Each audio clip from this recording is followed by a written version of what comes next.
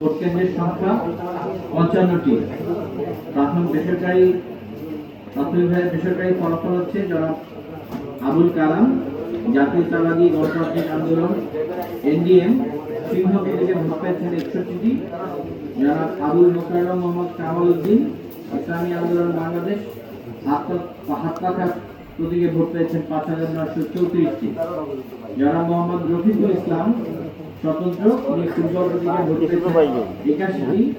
জনাব মোহাম্মদ নুরুল ইসলাম বাংলাদেশ জাতীয়তাবাদী দল বিএনপি ধানের শীষ প্রতীকে ভোট পেয়েছেন ৬৫,৫৫৭টি। জনাব মোহাম্মদ মোস্তফা কামাল বাংলাদেশ জামায়াতে ইসলামী দাঁড়িপাল্লা প্রতীকে ভোট পেয়েছেন ২৬,১৩০টি। জনাব মোহাম্মদ জালালউদ্দিন রুমি আমজনতার দল প্রজাতন্ত্র প্রতীকে ভোট পেয়েছেন ৩৫টি। জনাব মোহাম্মদ মিজানুর রহমান জাতীয় পার্টি লাল দল প্রতীকে ভোট পেয়েছেন ২৪০টি।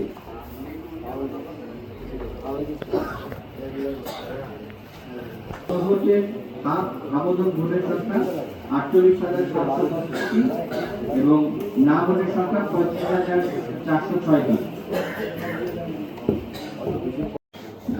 সেখানে ফলাফলপ্রাপ্ত ভোট কেন্দ্রের সংখ্যা ৫০টি।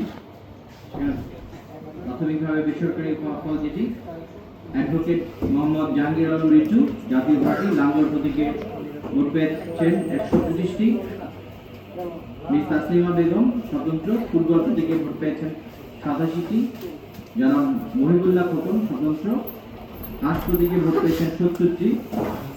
জনাব Mokhtar Uddin Chowdhury Liberal Democratic Party LDP সাঁতা প্রতীকে ভোট পেয়েছেন ১২৬টি।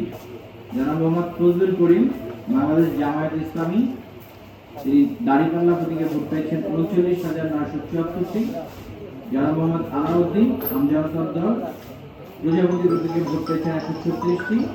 জনাব মোহাম্মদ জাকির হোসেন খন্দকার স্বতন্ত্র মোটরসাইকেল প্রতীকে ভোট পেয়েছেন ২৪৫টি।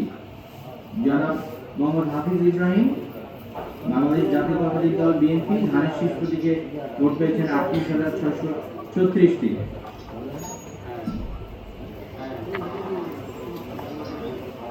গণভোটের ক্ষেত্রে গণভোটে হাফ ভোটের সংখ্যা ১৭,৭৭৫টি এবং না ভোটের সংখ্যা ৫,৩২০টি।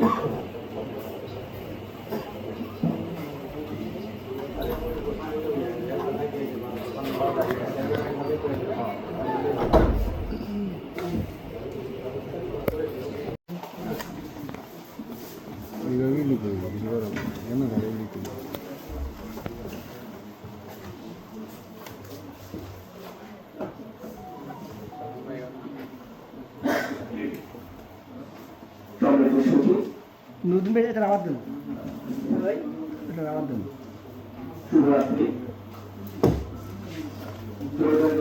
নির্বাচন এবং গণভোটে আজকে চূড়ান্ত সময় আমরা অতিবাহিত করছি।